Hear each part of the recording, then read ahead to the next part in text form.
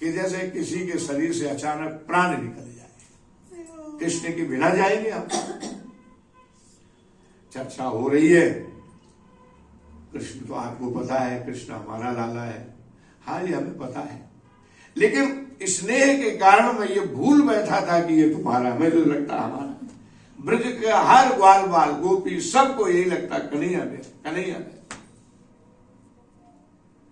ये चर्चा हो रही थी। ग्वाल बाल जो कुछ लाला के साथ घूमने गए थे, वो आगे द्वार पर चुपचाप खड़े होकर के ये बात सुनी। ग्वाल बाल बात जब पूरी हो गई तो दौड़ करके आए, बाबा ये क्या, आपका लाला नहीं है? नंद बाबा कुछ बोल नहीं पाए और ग्वाल वालों को ऐसा लगा जैसे हम तो जीते जी मर गए। बाबा ये क्या करे, लाला तो हमारो, कन्हैया हमारो सका। सवेरे सवेरे गैया चराने, ग्वाल बाल कहते हैं हमारा तो जीवन ही कृष्ण है, हमारी तो श्वास कृष्ण है। रात बीत जाती, ये लगे जल्दी सवेरा हो जाए, कन्हैया को बुलावे, कितना जाऊं जल्दी से, गैया चलावे को टाइम हो, लाला जल्दी चल, समय है, और आ जाते ग्वाल बाल। जागो बंसी वारे मोहन, जागो नंद दुलारी, जागो बंसी वारे मोहन, जागो नंद दुलारी। रजनी बीती भोर भयो है, अस्त भय सब तारे, जागो नंद दुलारे। कन्हैया हम तुम्हारे बिना वहां क्या करें, मेरा कोई काम नहीं, मैं भी यही रहूंगा। नहीं नहीं, आप सब यहाँ रहोगे। ग्वाल वालों को कहा बाबा अकेले जाएंगे, मेरी मैया वहां अकेले बहुत कष्ट पा रही हो, आप सब जाओ। इतना सुनते ग्वाल वालों को लगा प्राण निकलेगा। कुछ समय के लिए यही नहीं विचार मैं करूं क्या, किंग कर्तव्य विमूढ़। नंद बाबा में सर झुका कर वसुदेव जी ने देखा बहुत ज्यादा मैंने दुख दिया है, हृदय से लगा लिया। मैं जानता हूं आपके हृदय में बहुत पीड़ा हुई, इसके लिए मैं क्षमा अपराधी हूं, लेकिन हाँ मैं जानता हूं। नंद बाबा ने कहा ये बात तो यही सही है, लेकिन प्रेम के स्नेह के कारण सही बात भी मेरे समझ में अभी आ नहीं रही है, मुझे तो ये समझ नहीं आ रहा मैं करूं क्या।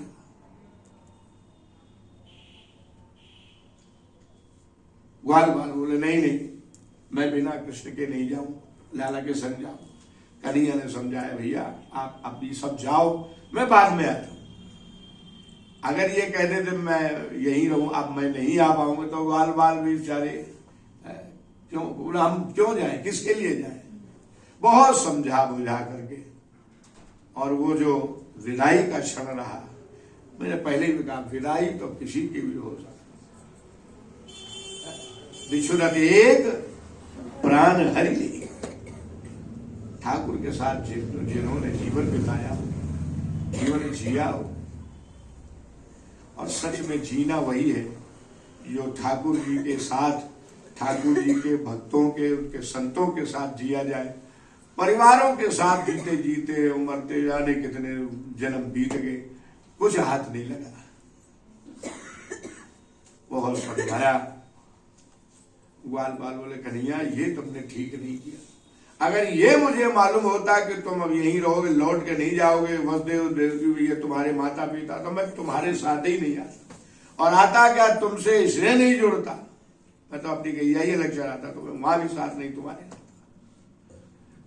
ठाकुर जी ने बहुत समझाया। देखो भगवान स्वयं समझा रहे, लेकिन प्रेम के आगे किसी की चलती नहीं है। बड़े दुखी ग्वाल।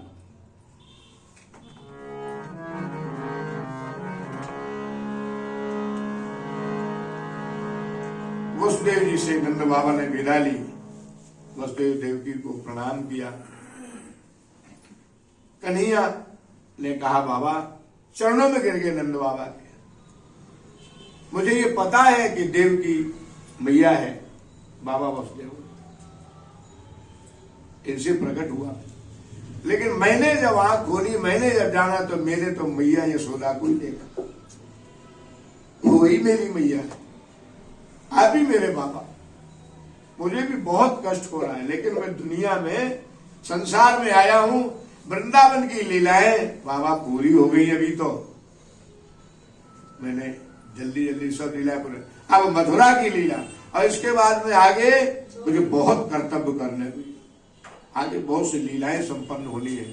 मैं बड़ा दुखी, आपके साथ नहीं जा पा रहा। हम जल्दी मिलेंगे। बाबा को बार बार कहते, चरणों में मस्तक रख के ठाकुर जी ने प्रणाम किया, उठाया, दोनों को हृदय से लगा लिया। नंद बाबा को लगा मैं शरीर से तो जाऊं, प्राण मेरे यही रहे। और दोनों भाई बाबा की उंगली पकड़ करके वसुदेव देवकी से विदा मांगी है नंद बाबा ने। ग्वाल वालों ने भी प्रणाम किया और नगर से बाहर बाबा को छोड़ने आए। ग्वाल वाल नंद बाबा वहां से विदा लेके चले। यशोदा को मैं क्या जाके कहूंगा। राधे गोविंद गोविंद गोपाल नंदलाल कृष्ण गोविंद गोपाल नंदलाल। राधे गोविंद गोपाल नंदलाल कृष्ण गोविंद गोपाल नंदलाल गोपाल नंदलाल गोपाल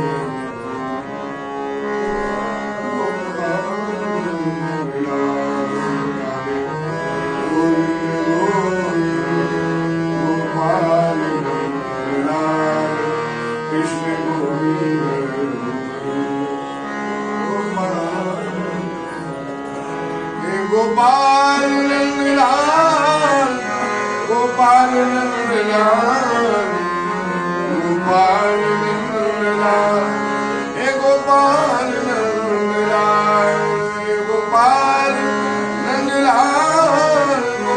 गोपाल नंदलाल हे गोपाल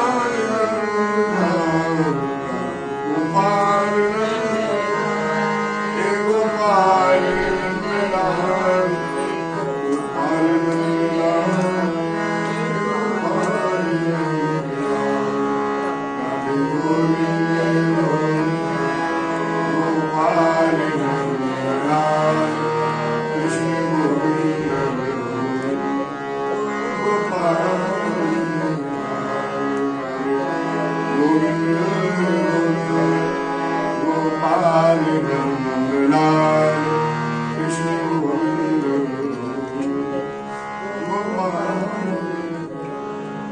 राम लक्ष्मण जानकी जी को छोड़ के गंगा जी के पावन तट पर और जो सुमंत जी की दशा हुई, वही दशा नंद बाबा की हो। गोपी ग्वाल ग्वाल पूछेंगे, कल से मेरे गैया बछड़ा भी कहेंगे गोविंद कहाँ, मेरे गोपाल कहाँ। उन्हें कैसे समझाएं? यशोदा को क्या कहूंगा? कहा था साथ में ले जाना, साथ में ही लाना। नंद बाबा सोचते जा रहे, ग्वाल बाल भी पैर आगे बढ़ रहे, मानो बार बार मन पीछे पहुंचे। और देखा तो सब घर वही है, लोग भी वही है, केवल कृष्ण बलदेव यहां नहीं है, बस बाकी सब यहां पर है। लेकिन ऐसा लग रहा था वृंदावन सब लुट गए, कुछ बचा ही नहीं है, सब खत्म।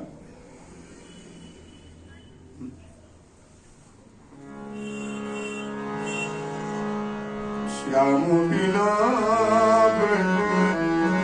सुनीला, श्याम बिना सुनीला, सुनी गोकुल सुन वृंदावन, सुनी यमुना लागे,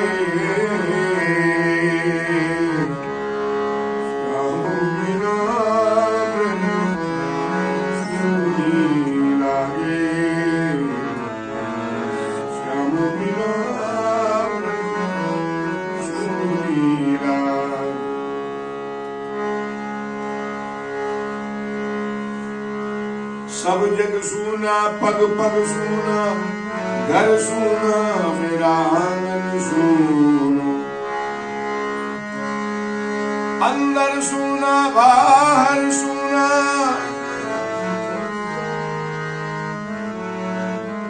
सुनी जिंदगानी लगे,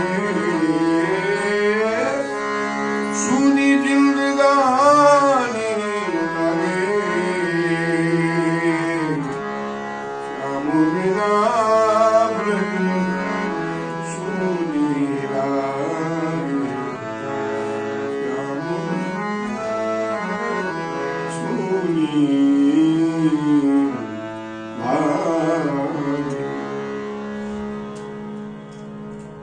नंद बाबा की हिम्मत नहीं हो रही, नंद वन में प्रवेश करूं, यशोदा के सामने कैसे, कौन सा मुंह लेके जाऊं। लेकिन बाल बालों के साथ में नंद बाबा ने नंद भवन में प्रवेश किया, तो नंद बाबा ने तो जो सोचा नहीं वो देखा। क्या देखा? मैया यशोदा पालने के पास बैठी पालने को झुला रही है।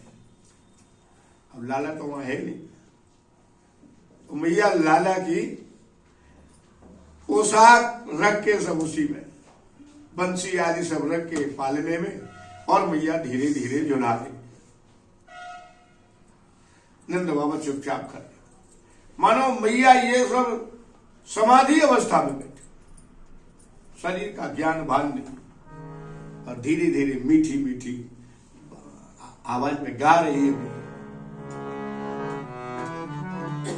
छगन मगन मेरे लाल को आजा निंदिया, आजा छगन मगन मेरे श्याम को आजा निंदिया, आजा निंदिया श्याम के, आजा निंदिया श्याम के, नैनन बीच समा जा छगन मेरे लाल को निंदिया, आजा निंदिया। जप तप पूजा पाठ सो, जप तप पूजा पाठ सो, विधि ना दियो मोए लाल। जप तप पूजा पाठ सो, विधि ना दियो मोए लाल।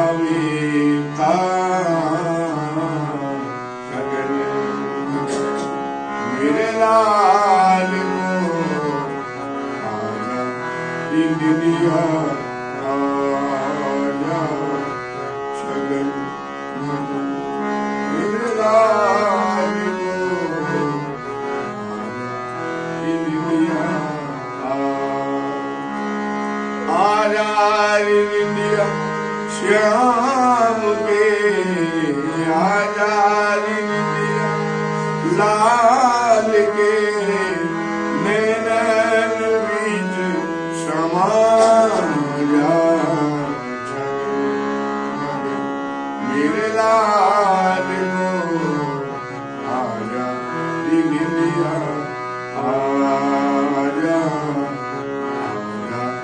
दीनिया। भैया धीरे धीरे गा रही, पालने को झुला रही है। नंद बाबा को हिम्मत नहीं हो रही, इसको कैसे कहूं ये क्या कर रही है। ग्वाल वालों ने कहा बाबा कहीं ऐसा न हो कृष्ण के प्रेम में मैया कहीं पागल न हो जाए,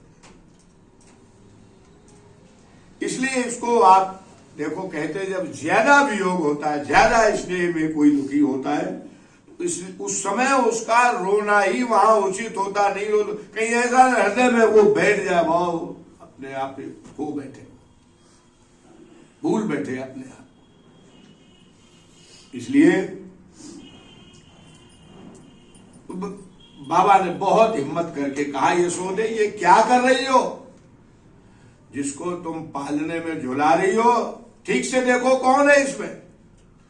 इतने आवाज जैसे सुने मैया यशोदा जल्दी से उठी और अपना हाथ नंद बाबा के मुंह पर रख दिया। धीरे बोलो, आपको पता है बड़ी मुश्किल से सोया है अभी, कितना मैंने प्रयास कब सोया है, और आप बोलो कि आपको पता है आपकी आवाज सुनते ही जाग जाता है। आप धीरे बोलो। नंद बाबा चुप। ग्वाल वालों को लगा है भैया को कौन समझा, धीरे बोलो लाला अभी भी सोया। नंद बाबा ने कहा यशोदे ठीक कहती हो, तुम एक बात देखो तो सही पालने में। और अपने ही हाथ से जैसे वो देखा ठाकुर जी का पीताम्बर बंश उठाया, अब देख पालने में कौन है, किसको झुला रही हो, पागल हो गए। अब मैया ने जब देखा पालने की ओर तो कहीं कुछ नहीं है, लाला की पोशाक बंशी बाबा के हाथ में। अब मैया को लगा ये मैं क्या कर रही हूं, और लाला का नाम ले स्मरण करके कि मैया गिर पड़ी मूर्छित। जिसे तू पालने में झुला रही है यशोदा, वो मेरे साथ मथुरा से आया ही नहीं है। ये सुन के तो मैया को लगा जैसे प्राण निकल गए।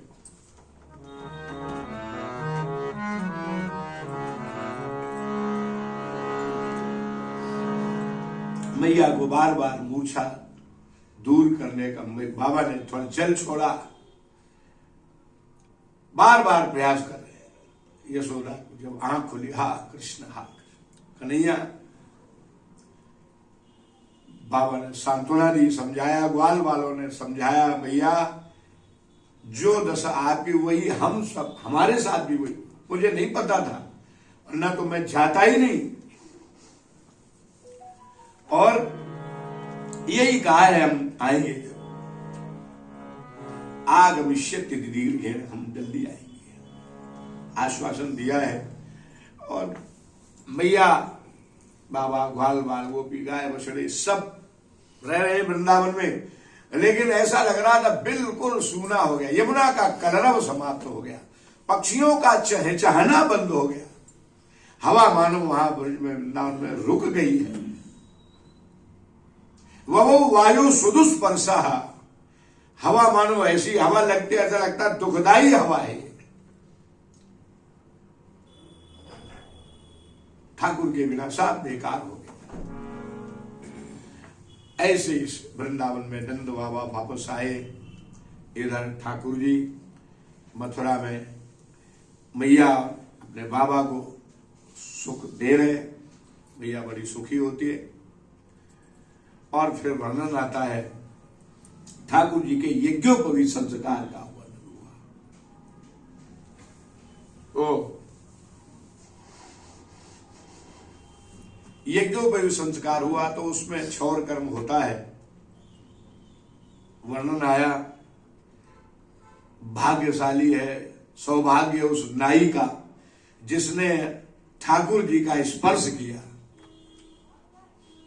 और जिस कहते हैं जिस समय उसने वो उस तरह लगाया सर में तो उसको बड़ी पीड़ा हुई। इतना कोमलादि कोमल ठाकुर जी का विग्रह कृष्ण का, और मैं इस पे छुरा चला रहा हूं। उसने कहा मैं नहीं करूंगा। कहा नहीं नहीं नहीं, अब ये तो उसके हृदय में बात बस गई। जैसे तैसे उसने क्षौर कर्म किया, क्षमा याचना की, भगवान को प्रणाम किया। ठाकुर जी का ये संस्कार, मुंडन संस्कार करके वो नाई भी धन्य हो गया। जिसको स्पर्श करने के लिए ब्रह्मादि के देवता बहुत प्रयास करते हैं, सौभाग्य उसे भी मिला। और भगवान का यज्ञोपवीत संस्कार संपन्न हुआ। दोनों भाइयों का 16 संस्कार में यज्ञोपवीत संस्कार, तो यज्ञोपवीत संस्कार, और इसके बाद में फिर विद्याध्ययन संस्कार। ये सब संस्कार हैं। और ठाकुर जी विद्या अध्ययन करने के लिए वसुदेव जी दोनों बालकों को रथ में बिठा करके उज्जैनी नगरी में सांदीपनी गुरुदेव के यहां लेकर पहुंचे। गुरु के चरणों में देखिए, गुरुकुल की जो व्यवस्था है, जो परंपरा, वो सबके लिए बराबर है। ये राजकुमार है, वसुदेव जी इस समय राजपद पर है। चाहते तो वसुदेव जी सारी व्यवस्था ऐसी कर देते, जितने भी पढ़ने वाले लड़के उनकी भी सब व्यवस्था बढ़िया, इतना अन्न ये वो सब राजशाही व्यवस्था सब। लेकिन नहीं, गुरुकुल की व्यवस्था जो है वो उसी ढंग से, वरना तो फिर गुरुकुल का मतलब क्या हुआ। तो 4 बजे जल्दी जाग जाए, स्नान आदि करके संध्या वंदन करे, आश्रम में मंदिर में आरती मंगला जो भी वो सब करे, मंगला श्रृंगार करके अपना बाल भोग, विद्याध्ययन है जो भी आश्रम के कुछ, ये सब पद्धति है गुरुकुल में रहने की। तो उसमें हस्तक्षेप नहीं होना चाहिए। आजकल मुझे लगता कहीं न कहीं बच्चों को बिगाड़ने में हमारा आपका भी हाथ है। घर में अगर पैसा है तो जाके कह दिया जितना है चिंता मत करना, ये इसकी कोई कमी ना हो, ये सब बच्चे को बिगाड़ने का काम। वसुदेव जी चाहते तो पूरे गुरुकुल की व्यवस्था अकेले जीवन पर्यंत निभाते, व्यवस्था करते, लेकिन नहीं। लकड़ी बीन के लाना है तो कृष्ण बलराम और जाएंगे। गुरुदेव के आश्रम में झाड़ू लगाना है तो वो दोनों सेवा करेंगे, करनी चाहिए। गुरुकुल में परंपराएं खत्म हो रही, गुरुकुल में रहना बहुत जरूरी है। जीवन जीने का ढंग आता है वहां से। आजकल विद्या केवल अर्थ के लिए पढ़ी जाती है। गुरुकुल में विद्या अध्ययन भी, और विद्या मृतम अश्नुते, जो अमृत तत्व की ओर, मृत्यु और महामृतम गम है, वो विद्या है जो हमें भगवान की ओर ले जाए। तो गुरुकुल में रहते सब, और यही गुरुकुल में सुदामा जी से मित्रता हुई है। और सबको आदेश मिलता है, लकड़ी हवन के लिए, यज्ञ के लिए, लकड़ी के लिए कहा तो दोनों कृष्ण और सुदामा, यही वो घटना घटी। देखो, प्राय मैं कहता हूं, प्राय कई लोग ये कहते हैं कि सुदामा जी ने कन्हैया का हिस्सा खा लिया इसलिए गरीबी आ गई। ये तो सच है कि खाया हिस्सा इसलिए गरीबी आई, लेकिन क्यों खाया, कारण क्या था जो अकेले खा गए सुदामा। तो वहां वर्णन कहते हैं कि जिस दिन ये कृष्ण को आदेश सुदामा जी को कहा गुरु माता ने, बेटा हवन के लिए लकड़ी लाना है। हाँ माता, बिल्कुल आदेश का पालन। तो मैं अकेला ही जाऊंगा। भैया ने कहा अच्छा मैं समझ गई, तुम अकेले नहीं जाओगे, बिना कृष्ण के तुम नहीं जाओ, तो दोनों चले जाओ। देखो, गुरुकुल में कृष्ण बलराम दोनों भाई गए, लेकिन अब यहाँ मित्रता सुदामा जी से है, भले बलराम जी को वहीं छोड़ जाए, सुदामा जी को लेके चल पड़े। हाँ, तो सुदामा जी साथ ठीक है, तो तुम दोनों ने अभी बाल भोग नहीं किया, मैं अभी कुछ लाके देती हूँ, तुम दोनों भूख लगे खा लेना। तो चने थोड़े रखे हुए थे। अरे गुरुकुलों में सब बड़ी व्यवस्थाएं ऐसी थी, और गुरुकुल में तो क्या भैया, घरों में भी सब ऐसे ही चलता था। पता लगा 24 घंटे में एक बार रोटी मिल गई, वही बहुत है। इसलिए मैं बार बार कहता हूं, 2 रोटी से अगर अपना गुजारा हो रहा है तो 2 रोटी थाली में बिगाड़ करके फेंक करके वो किसी और का अधिकार मत छीनो, किसी भूखे गरीब की रोटी मत छीनो। कई बार क्या होता है, उसी 2 रोटी से, 1 रोटी से ही बचा दे, किसी के प्राण बच जाए। तो दोनों ले लेना, हाँ ठीक। और माता जैसे ही चने की बात करके उसी समय दुर्वासा जी आ गए। तो दुर्वासा जी आए, मैया हाँ, मैं बड़ी जोर की भूख लग रही। दुर्वासा जी बोले, गुरु माता ने कहा भूख लग रही है? हाँ, बड़ी जोर से, कुछ दे दो। बोले कुछ नहीं अभी। मैया गुरु माता को लगा कि थोड़े से ही तो चने रखे, और अगर इनको दे दिए तो बेचारे, ये तो बड़े बूढ़े हैं और वो बालक बेचारे भूखे रह जाए। तो इसलिए गुरु माता ने कहा कि ऐसा करो, अभी नहीं है और बाद में देखना, अभी नहीं मेरे पास। दुर्वासा ऋषि को लगा इतने बड़े आश्रम में कुछ है ही नहीं, ऐसा हो नहीं सकता, कुछ होगा। योग बल से देखा, तपोबल से देखा कि चने रखे हुए, माता ने मना कर दी, झूठ बोल दी। वही, अच्छा ठीक है माता मैं जा रहा हूं, इतना कह के गए तो, पर वहां से गए नहीं, छिप गए आश्रम से बाहर, दरवाजे की ओर छिप गए। और ये देखना, ये माता ने हमसे तो झूठ बोल दिया, चने तो रखे आश्रम में, तपोबल से देख लिया, हमें मना कर दिया। देखा तो अभी मैया जल्दी आई, दौड़ी और सुदामा जी को दे दिए, बेटा जल्दी ले, और दोनों वहां, नहीं तो जल्दी जाओ, नहीं तो दुर्वासा फिर आ जाएगा। ये तो इतना कहे उसी समय दुर्वासा जी तो खड़े ही थे, फिर आ, अच्छा मेरे से तो मना कर दिया, कुछ नहीं है, ये चने कहां से आ गए? मुझे तो मालूम था यहाँ समय चले, आपने मना कर दिया, हमको झूठ बोल दिया। ठीक है, मैं तो नहीं लूंगा, इन्हीं को दे दो, लेकिन अब मेरी बात सुनो, मैं साफ दे रहा हूं, जो भी कोई ये चने खाएगा वो जीवन भर दरिद्र रहेगा।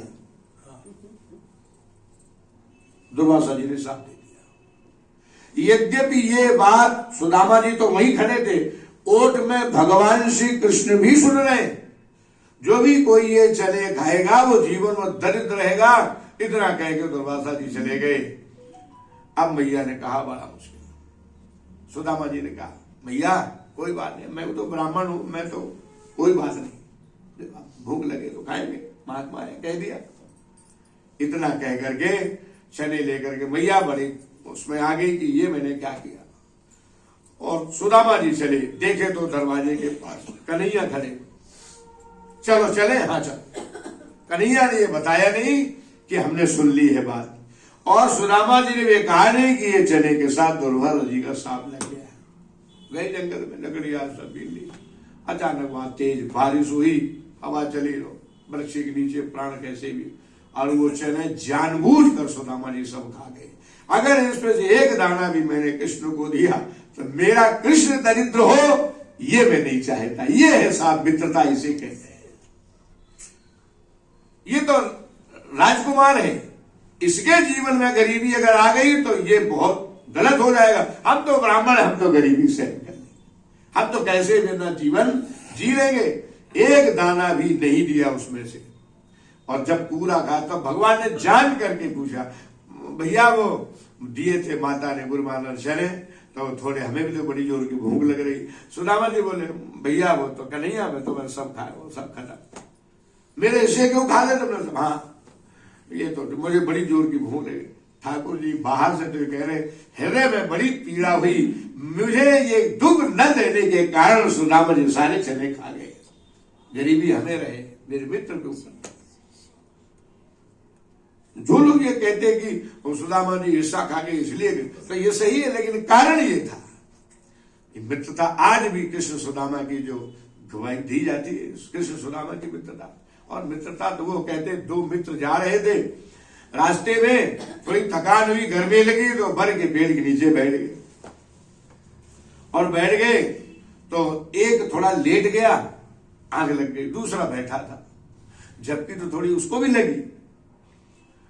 जैसे बैठने वाले को झपकी लगी और जो लेटा हुआ था उसी समय एक सर्प आया, और सर्प ने जो लेट रहा था उसके गले में दंशन कर लिया, डस लिया सर्प ने।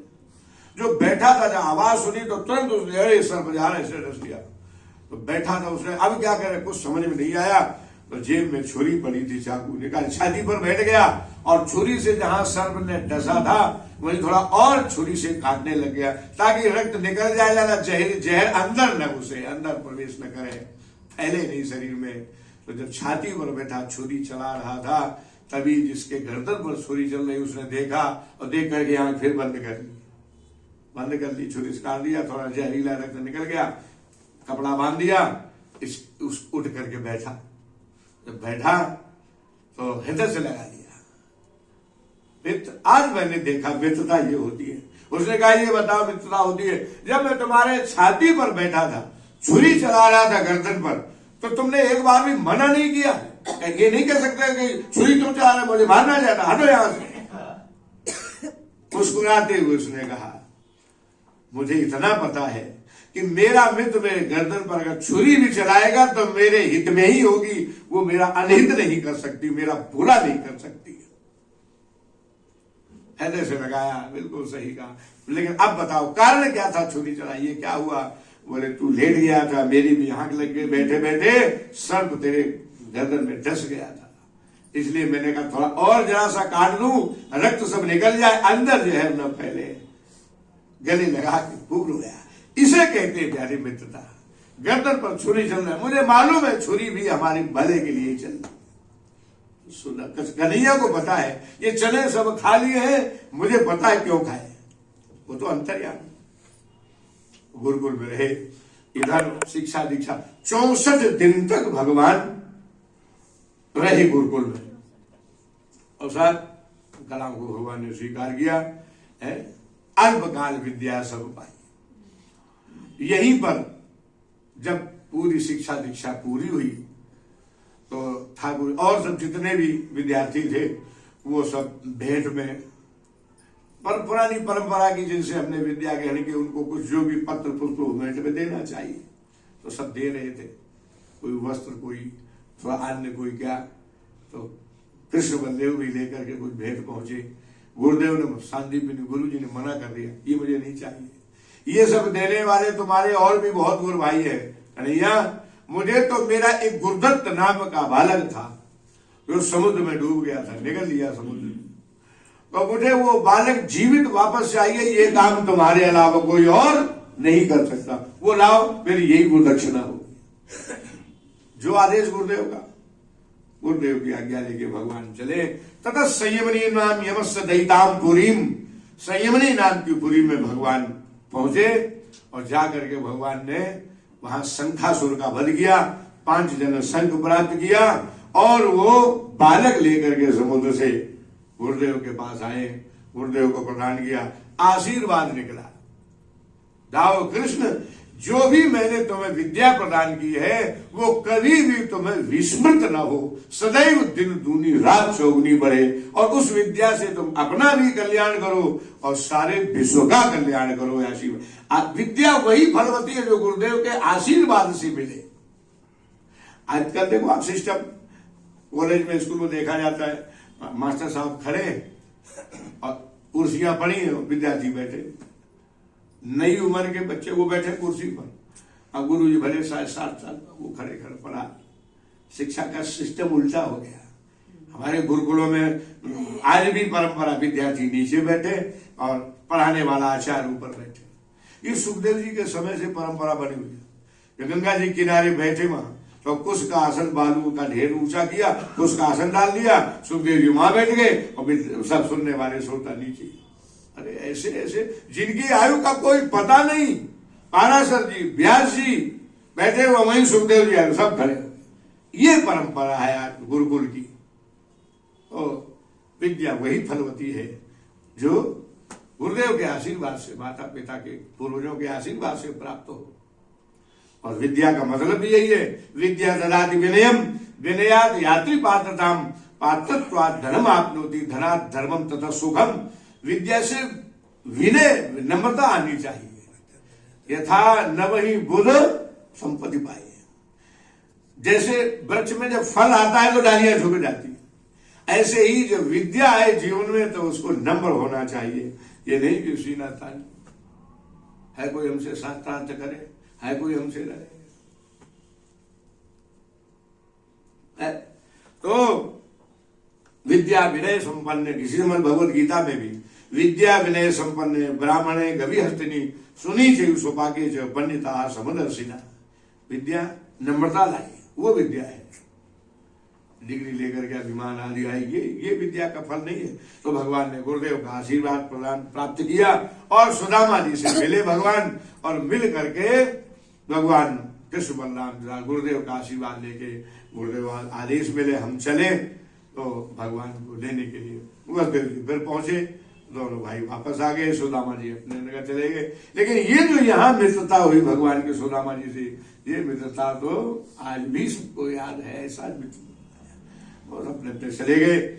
और इधर जब भगवान मथुरा में आए तो माताएं बड़ी इसी बीच में रोहिणी जी भी वृंदावन से मथुरा आ गई।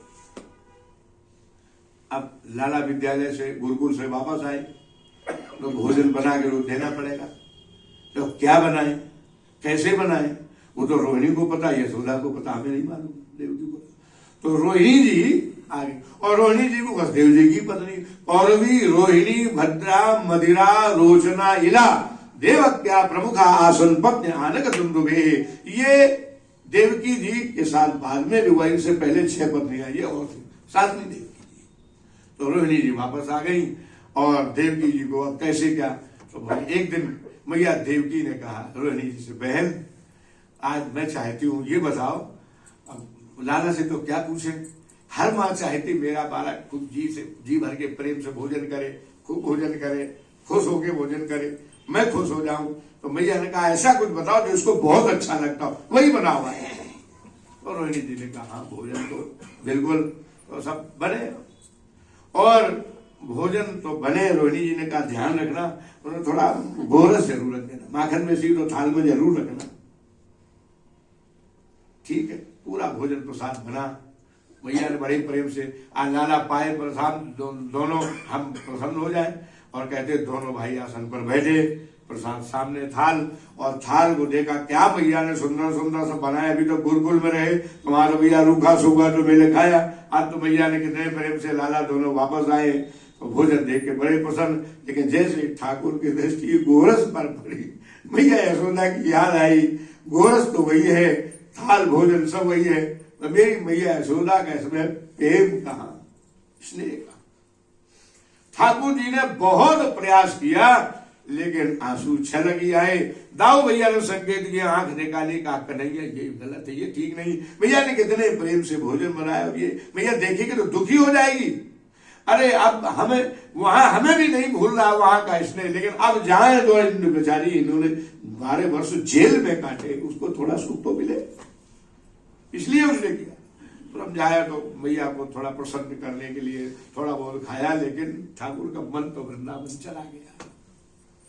भाव भगवान को तो जिस समय कहते हैं राम जी अयोध्या आए लौट करके, और मैया कौशल्या ने भी ऐसे ही बड़ा सुंदर भोजन, राम जी ने जी भर के भोजन किया, लक्ष्मण जान मैया ने पूछा, मैया पूछती जब लाला कहते हाँ बहुत बढ़िया, तो मैया का आधा पेट तो तभी भर जाता, लाला बहुत बढ़िया भोजन। राम जी से पूछा बेटा राम प्रसाद का, मैया बहुत सुंदर, क्या कहना, लेकिन सबरी के बेर में जो आनंद आया भैया, वो आनंद तो आज भी नहीं आया। ये सबसे ऊंची प्रेम, राम ही केवल प्रेम भी आया, भैया कहती है।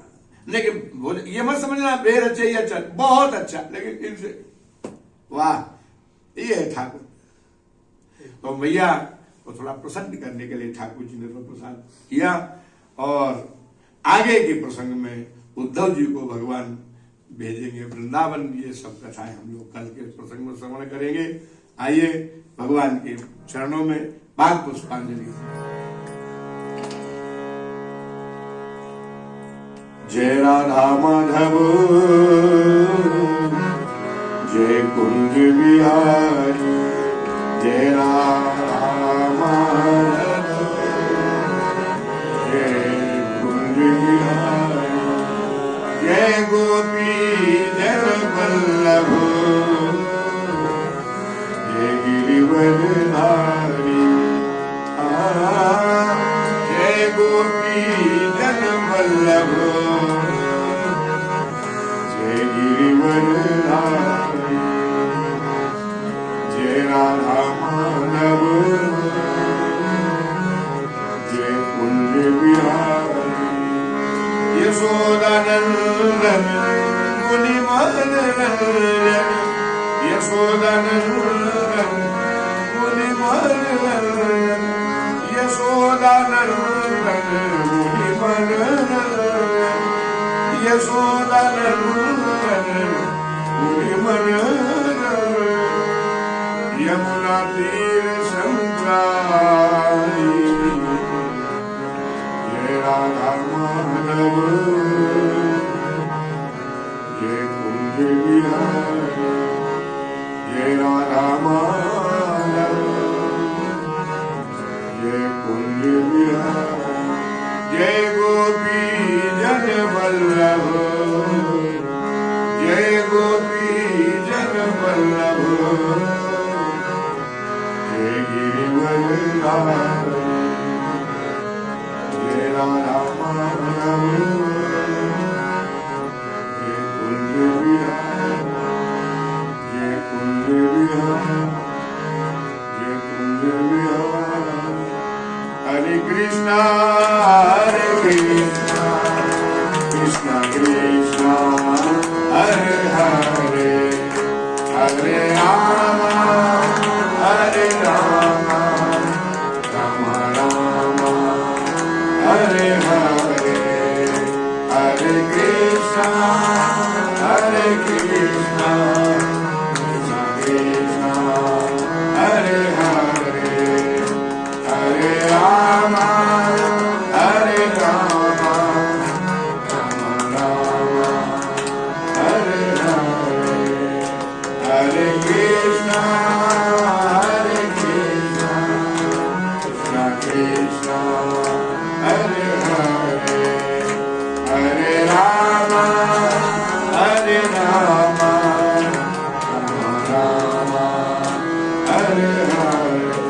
Hare Krishna, Krishna Krishna Hare, Hare Ram, Ram Ram Hare, Hare Krishna, Krishna Krishna Hare, Hare Ram, Ram Ram Hare, Hare Krishna, Krishna Krishna Hare, Hare Ram, Ram Ram Hare, Hare Krishna, Krishna Krishna Hare Hare, Hare Ram, Ram Ram